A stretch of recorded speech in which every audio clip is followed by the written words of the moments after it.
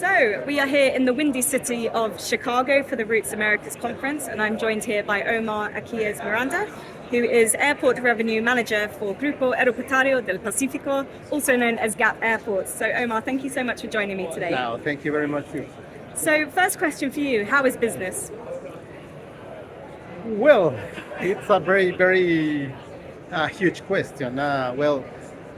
We are here because we operate 12 airports in Mexico and 2 more in Jamaica. We have a very big network of airports in Mexico. We are the first and the strongest operator in Latin America.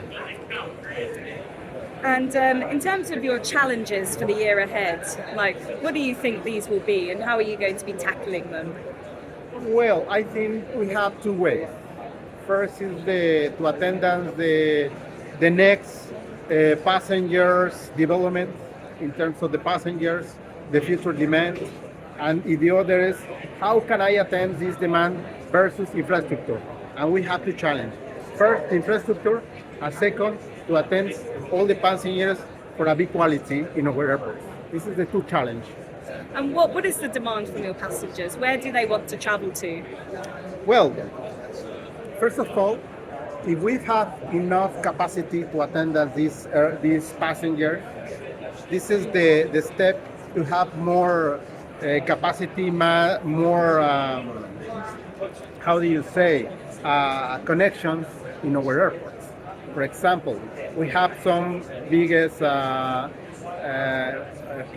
development planning in terms of infrastructure, like Guadalajara.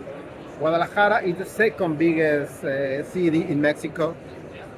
They competitive with Monterrey, for example, but Guadalajara have the most important catchment area in Mexico.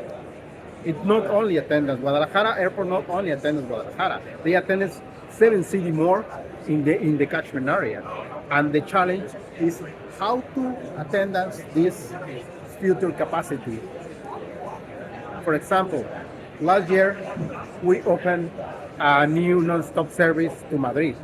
This is the many years we talking about to connect Guadalajara to Europe, not only from Mexico City, to Europe. This is the first step to development Guadalajara in terms of the long haul. This is a change. And how can I attend this with the actual infrastructure? Well, we have enough capacity, but the near years to coming is very difficult to attend the new capacity in terms of passengers with the infrastructure that we have today. That's because we stay to invest a new terminal building, the second runway. Guadalajara will be the second airport in Mexico that it had the second runway. Fantastic. And how successful has that new route to Madrid been so far with your passengers? Is it? Well, for example, we have some changes. Well, our goal is to connect our principal markets to markets that we don't attend historical. For example, Tijuana. Tijuana, we only have domestic flight, but we're still working to connect Guadalajara with South America, North America, Asia, and Europe in the next years. And how do you go about marketing these routes to your potential passengers? Well, we have several business cases to offer the studies about the routes, but not only the studies. We have two ways in our business case. One is the study of the route, and the other is incentives. As a private group in Mexico, we have the potential, we have the intention to give or to offer to airlines incentives. Incentives, I think, in this time to the airlines, because the pandemic, they suffer, the airlines suffer because of the pandemic, and we offer incentives for a new route, for a new service. I see, yes, but once you've established this new route, how do you make the passengers aware of it? Well, we have some tools to work to study a potential routes.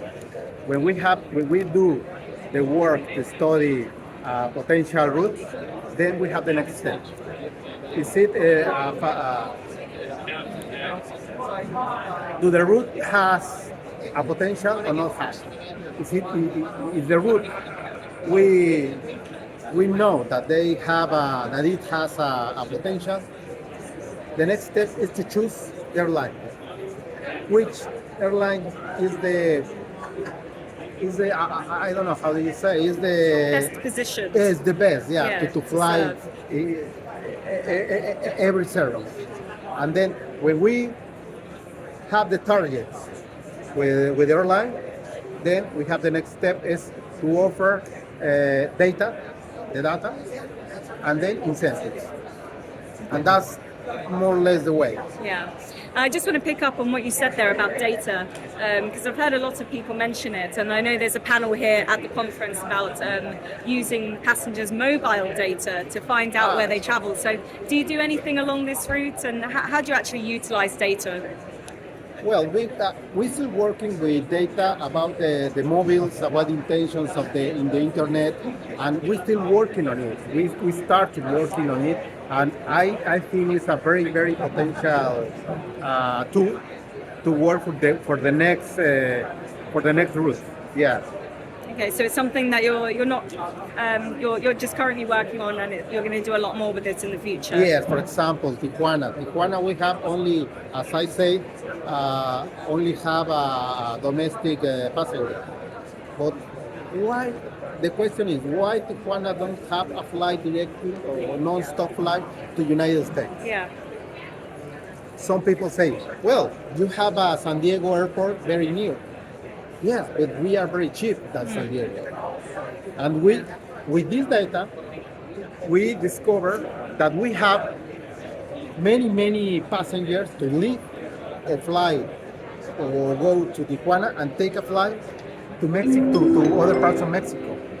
But they live in the United States. Well, with this tool, we discover there are many people who want to fly in Tijuana and fly not only in the domestic markets in Mexico, fly to the United States, like for example, Oakland, I don't know, other markets, or in South America. The people that live in San Diego, LAX, to fly San Diego, to pass across the border express, and then take a flight to South or South America. Yeah, because like you said before we started recording, there's many people in the US that want to travel to Tijuana to have a good time there. So I'm very shocked that there is no direct flight to the US from Tijuana. Well, it's crazy, but it's a reality. But we're still working on it. Yeah. To have a flight. Yeah. So that's one of your ambitions, you would say, in Yes. terms of route development. Not only we're still working not only with the Mexican airlines. We're still working on North American airlines. In these routes, we're talking about this challenge. Yeah. So in terms of other route development ambitions for the rest of the world, are there any that you can share with us that you're really looking to crunch the deal? Yeah,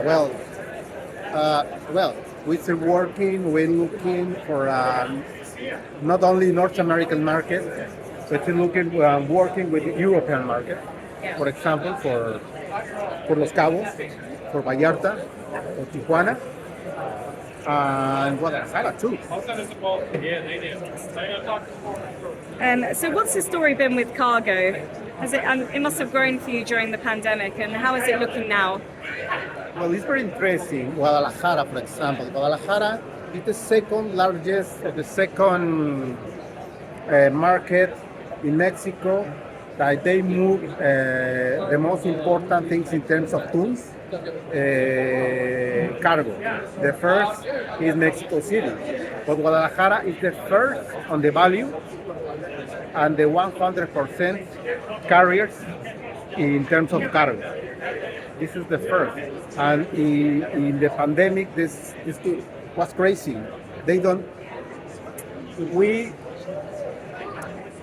during the pandemic, as a GAP, we offer incentives to the carrier, to the airline, because the pandemic, obviously. But the carriers that we don't offer incentives was the cargo carriers, because they're very successful. They don't suffer the Yeah. pandemic. Yeah. They grew during the Yes, pandemic. yes. Great. So are you really investing in cargo into the future? As a GAP, we're still working on it. Yeah. No Work in today, but we have some plans to invest in cars. Yes. Interesting. This is a very interesting market. Yes. So what are the three most exciting developments for Gap Airports this year? In terms of infrastructure, Guadalajara, as I say, the new terminal, the new runway, in Cabos and Vallarta, new infrastructure, and in Tijuana, we still work, growing with the development infrastructure. I think in terms of infrastructure, in terms of the connections, in passengers, the carriers, and European markets, Canada market in Guadalajara. It's crazy, but we don't have a carrier of Canada to connect Guadalajara. Okay, so hopefully you'll be meeting a Canadian airline here today. Well, we have meetings with like WestJet, Sun Country, well, you know. Yeah. No, Sun Country, no. Sorry, WestJet. Soup. Sorry. No worries. So what is your business outlook then for 2023? Are you feeling optimistic? Yes, yes.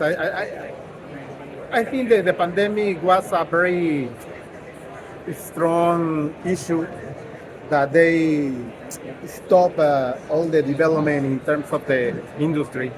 But I'm very optimistic about the future. In terms of, well, for example, in Mexico, we have the two principal carriers. Meetings.